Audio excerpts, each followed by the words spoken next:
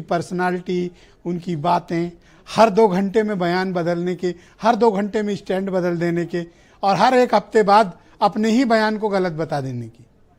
लोग क्या कहते हैं इनके बारे में? देखिए, ट्रंप को लेकर अब एक राय ये बनती जा रही कि वो एक दादागिरी की तरह नेतागिरी कर रहे हैं और ट्रंप पूरी दुनिया में उथल पुथल मचाने पर आमादा हैं और वो किसके दोस्त हैं और किसके कब दुश्मन हैं ये भी नहीं पता लग पा रहा है। और उनके बयान जिस तरह से तेजी से बदलते हैं उससे ये जाता है कि वो भरोसेमंद साथी नहीं रह गए हैं, ना वो भरोसेमंद देश है, ना वो भरोसेमंद राजनयिक रह गए हैं। तो ये बहुत कठिन दौर है जब पूरी दुनिया में सबसे ताकतवर मुल्क का एक नेता, एक राष्ट्रपति इस तरह से जो है व्यवहार कर रहा है। ब्रजेश जी, जैसे अपने यहाँ होता है ना कि हाथी पागल हो जाए तो गोली मार दो, लेकिन अब चूंकि बड़े बड़े देश में नेता हैं उनका कोई कुछ नहीं कर सकता, लेकिन जब पाकिस्तान या पड़ोसी कोई पागल हो जाए तो उसको तो जरूर ये सबक सिखाना चाहिए। लेकिन जो ताकतवर लोग हैं वो इंसानी जिंदगियों के साथ इस तरह से खिलवाड़ कर रहे हैं पूरे दुनिया में, ये अपने आप में इसको रोकने की कोशिश होनी चाहिए। ट्रंप के फैसले युद्ध को भड़का रहे हैं, लोगों की जिंदगियों को नष्ट कर रहे हैं, जो सभ्यताएं हैं, जो इमारतें हैं, जो शहर हैं वो बर्बाद हो रहे हैं। इन चीज़ों पर उनको जनता ने इसलिए नहीं चुना था। वो दूसरे कार्यकाल में बड़ी उम्मीदों के साथ आए थे, लेकिन अपने 5 महीने के कार्यकाल में उन्होंने अस्थिर व्यवहार का प्रदर्शन किया है जिसका विरोध अमेरिका में भी हो रहा है। जिस पाकिस्तान को आपने वीज़ा रोक दिया पहले कार्यकाल में, उसके जनरल को आज बुला के आप खाना खिला रहे हैं अपने साथ, ये किस तरह के व्यवहार का संकेत है?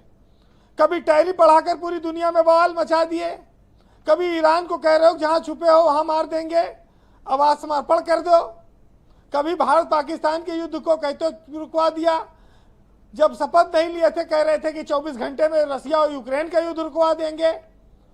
अब ये झूठ और ये फर्जी बयान, इससे लोग ऊब चुके हैं।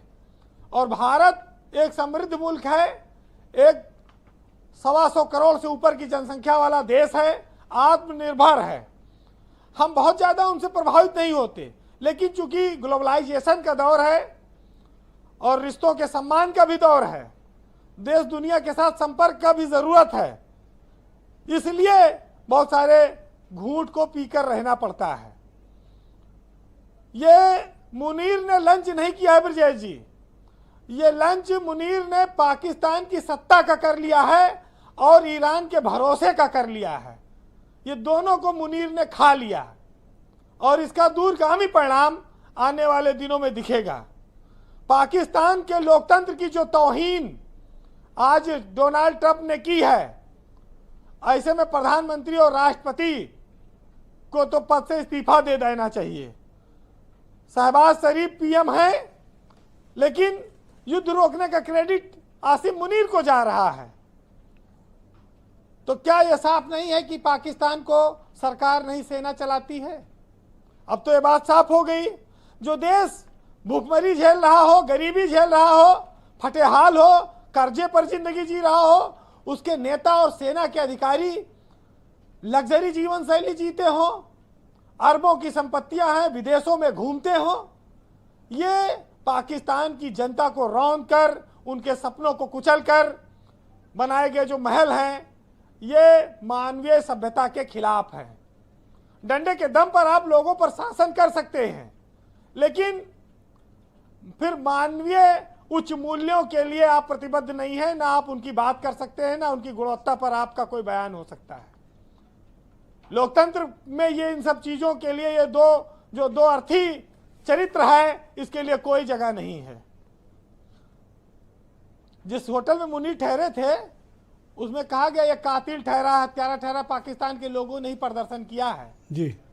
और वही मुनीर आज अमेरिका का पीठ पर अपने हाथ पाकर गदगद नजर आ रहे हैं। क्या ये जो मुलाकात हुई है ये कोई राजनीतिक तरीके से हुई या बिजनेस मैनों ने मुलाकात कराई? सलाहकारों ने, प्रभावशाली लोगों ने कराया है, एक इस तरह की चर्चा आ रही है। और जो सौदा किया है मुनीर ने, उसमें पाकिस्तान और ईरान दोनों शामिल है। और आपको बताऊं कि जी वीरेंद्र जी, देखिए, ट्रंप को ऐसा लगता है कि बहुत लंबे समय तक वो अपना कार्यकाल ये पूरा कर पाएंगे, इसमें थोड़ी आशंका है। हमारे यहाँ एक कहावत है ब्रजेश जी कि पासों का जो खेल है उसमें शकुनी अपने हरामीपन से चाहे भले जीत गया हो, लेकिन इतिहास आज भी उस पर थूकता है। तो ये थोड़ा शब्दों का चयन वीरेंद्र जी, थोड़ा। तो ये तो इतिहास में लिखा है ना। लेकिन एक चीज और जान लीजिए कि इंसान को दो तरह की भूख लगती है। जो पेट की भूख होती है वो तो खाने से शांत हो जाती है, लेकिन जिसको विस्तारवादी भूख, दूसरों पर राज करने की भूख, दूसरों पर अत्याचार करने की भूख लग जाती है, तो वो लोगों के सामने झूठी कस्में खाता है, अपराधियों को भी सही साबित करता है, और फिर उसका हश्र आखिर में बड़ा बुरा होता है। जी, कंक्लूड। फिलहाल भारत और पाकिस्तान के बीच जो सरहदें हैं, जो स्थितियां हैं, आज तक सिंधु नदी का समझौता बहाल नहीं हुआ है। पाकिस्तान के हीरो भले असीम मुनीर को अमेरिका बता दे, लेकिन हम लोकतांत्रिक सरकार से ही बात करते हैं और लोकतंत्र को चाहते हैं कि मजबूत हो। सिंधु जल समझौता रोक दिया गया है, पानी नहीं जा रहा है। सिंधु नदी भारत से चलकर पाकिस्तान में जाती है। मुनव्वर राना साहब का एक बड़ा प्रसिद्ध शेर है, सुनिएगा, आपको मजा आएगा। इस तलखी के बीच बड़ी राहत देने वाली लाइनें हैं कि सिंधु सदियों से हमारे देश की पहचान है, और ये नदी गुजरे जहां से समझो हिंदुस्तान है। और इस नदी को देश की हर एक कहानी याद है, इसको बचपन याद है, इसको जवानी याद है, ये कहीं लिखती नहीं, सब मुँह जबानी याद है, और ऐ सियासत तेरी हर एक मेहरबानी याद है। अब नदी को कौन बतलाए कि यह पाकिस्तान है, ये नदी गुजरे जहां से समझो हिंदुस्तान है। बहुत शुक्रिया वीरेंद्र जी। जब आप बोल रहे थे तो राजीव राय बड़े गौर से आपकी बात सुन रहे थे। बहुत शुक्रिया, धन्यवाद हमारे साथ जुड़ने के लिए और अपना फीडबैक, ऑब्जर्वेशंस हम तक पहुंचाने के लिए। बहनों भाइयों, क्विक राउंड है, सेकंड राउंड में शुरू करता हूं। राजीव राय समाजवादी पार्टी के मेंबर ऑफ पार्लियामेंट हैं।